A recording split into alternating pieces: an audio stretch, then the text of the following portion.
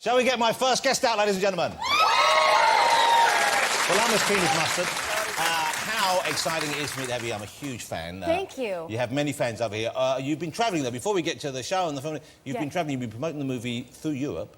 Yes. Pretty much a whistle-top store, I guess. Not too long in any one country. Where have you been so far? I'm going around with Steve Carell for this movie that we've got coming out, and we went, first I went to LA with him, because I don't live there, he lives there. You live in New York, I live in New York, and then we went to Paris, and then we went to Berlin, and so we're thrilled now to be here. We're so thrilled to be out of a language barrier, because you do these press junkets, and people come, you know, the German journalists come in and say, like, you're not famous here, so why are you, why do you have a movie? Like, it's just like such an awkward, unending barrier. But aren't you half German? Wasn't your dad German? Yeah, my dad, well, my mom's Greek, as we now know, and my dad of German descent, So do you speak any German at all? I can kind of pronounce. It's funny, because we were talking to the German journalist, the only three words that I knew were, es tut mir leid, Bergsteigen, and schwul, which it's, I'm sorry, mountain climbing, and gay. Well, in the right party, that could come in very handy, I imagine, if you're having a weekend. So you're here now, which I'm delighted. I'm a big 30 Rock fan. It doesn't have as big an audience here yet, because it isn't on one of the bigger channels. It doesn't have a huge audience anywhere. Let's not kid ourselves. Is it not? But it's big. I mean, it's been nominated for so many Emmys. Well, we're very lucky. We've certainly won a lot of awards and stuff, but and we're on after The American Office, which helps us. But it's sort of, you know, in the golden days of Friends and Frasier are over, when 20 million people would check it out. But yeah, it's a great show. Before we talk about that properly, I'm sure that lots of people would have heard of you, even this country. They saw you because of your Sarah Palin impersonation on Saturday Night Live, which was it was in the news here even. When she appeared, you'd been in Saturday Night Live for a while, I guess.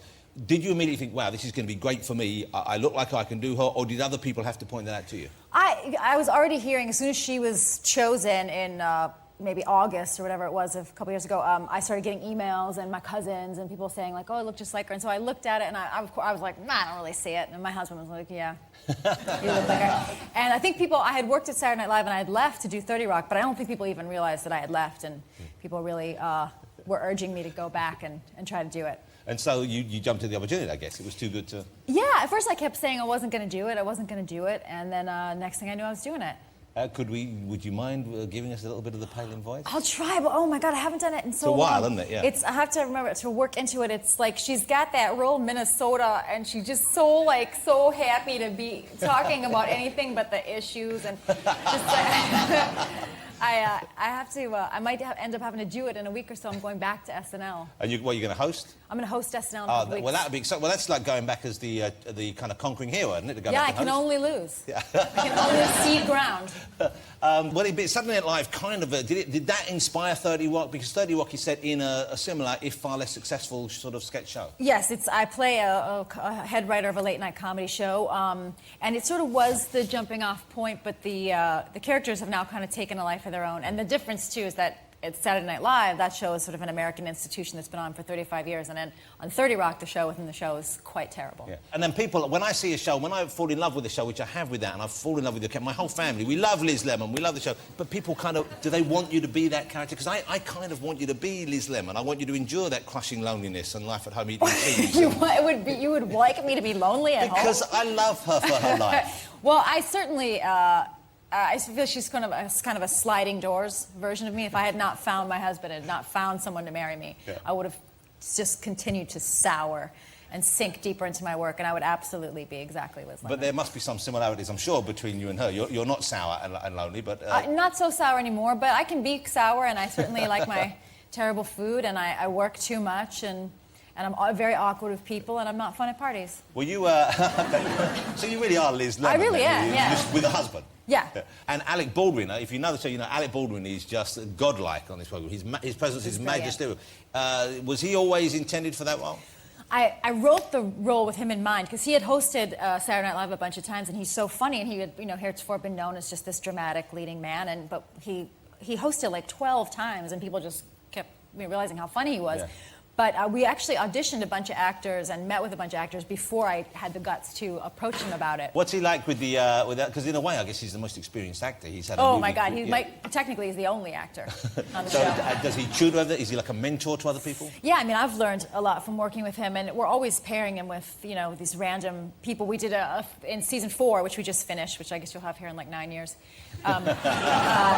But we put him with crazy people. We've gotten the habit this year. There's a guy who's a custodian at the studio where we shoot, and his name is Subhas, and we put him in the show a few times as a custodian. Like a janitor guy. A janitor guy. Oh yeah, sorry, a janitor. Yeah. And he's really, you know, he's really natural and charming. And then I guess what I learned from this was that maybe Alec doesn't actually watch the show after it's done, because then Subhas then got a bigger story. We sort of did a Conan Jay Leno parallel where the night janitor, the overnight janitor, wanted the 11:30 janitor shift, and it was like a janitor war. And so we had one guy was an actor, and then we just used Subhas again, and Alec pulled the director aside and was like, "This guy is terrible. This guy's a terrible actor." And we were like, "Alec, he's the janitor. And he's been on 4 times." I'm sure many fans have asked you this, but it's rather like the X-Files, in that you wanted Mulder and Scully to get together. You wanted to see that chemistry finally bear fruit. And we all wonder whether or not Liz Lemon is going to get it on with Jack Donaghy. Yeah, I think we've committed to the fact that no, they should never be together. You know, I said that I wanted you to be like Liz Lemon. But I also wanted you to be married to Steve Carell.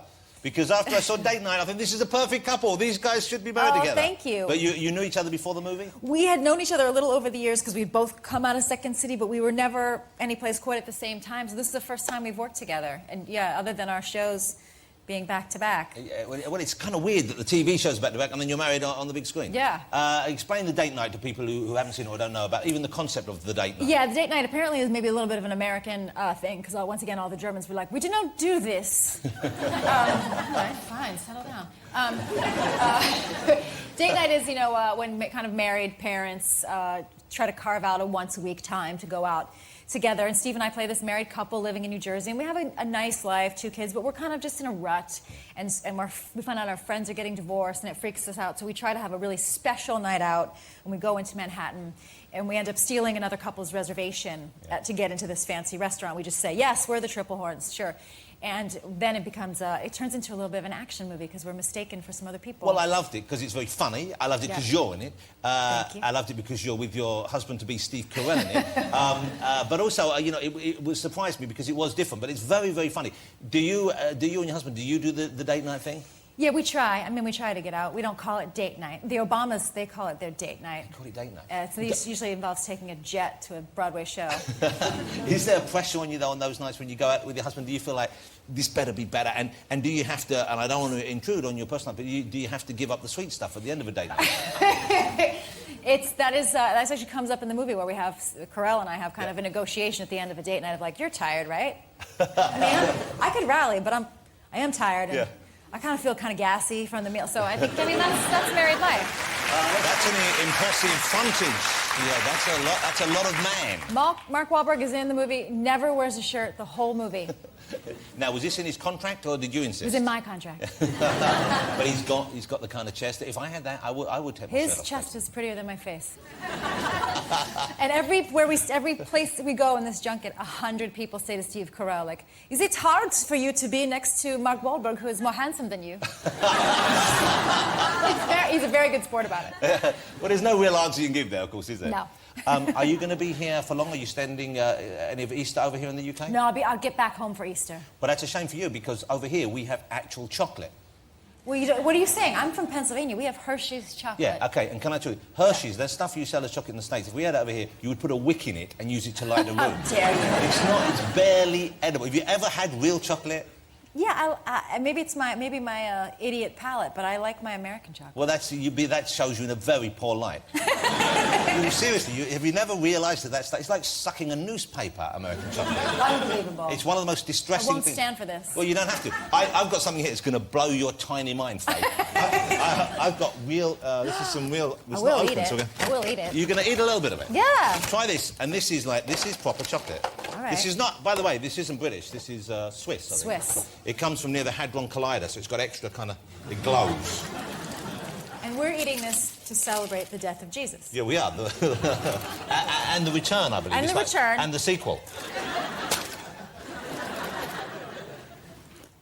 Just suck on it, let it melt in your mouth a bit. How dare you? That's good. Yeah, how much better than your homegrown crap is that? You know, it's different. It's like Steve and Mark Wahlberg. Yeah, you know what it is? It's actual chocolate. You never tried that before. That's got what we call cocoa solids in it. I prefer the real America chocolate. Yeah. That's good. Yeah, Thank that's you. good. You can have something to take home. All right. I'm so thrilled to have you here. Thank you so much. Thank you for having me. I'm a fan, my whole family fan. We have a lot of fans in here this evening. It's great. You must come on again sometime. The fabulous Tina Fey, ladies and gentlemen. Thank you, Tina. All right. Take your name. And the Thank chocolate's yours if you want it. All right, thanks. Tina Fey.